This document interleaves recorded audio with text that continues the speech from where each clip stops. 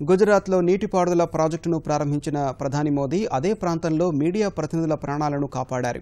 Project ప్రారంభం తర్వాత project గేట్లు ఎత్తివేయడంతో నర్మదా నది పరవళ్లు తొక్కుతూ కిందకు ఉరుకులు వేసింది. ఆ కార్యక్రమాన్ని చిత్రీకరిస్తున్న కెమెరామెన్ నీటి వేగాన్ని గమనించలేదు. ప్రధాని వెంటనే స్పందించి కెమెరామెన్ అక్కడి నుంచి తప్పుకోవాలని అప్రమత్తం చేశారు.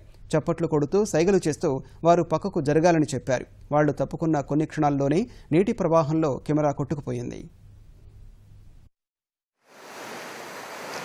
सर ये गलती है। मेरे भाई मत लो, अभी निकल जाओगे, कैमरा आ जाएगा। अगर इधर आ गया नहीं आएगी।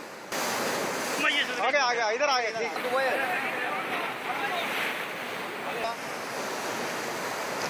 सर ये गलती है। मेरे भाई मत लो, अभी निकल जाओगे, कैमरा आ जाएगा। अगर इधर आ गया नहीं आएगी। आ गया इधर आ गया ठीक तो वो है।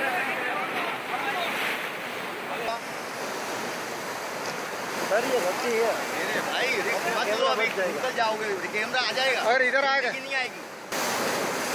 आ गया इधर आ गया ठीक तो वो है।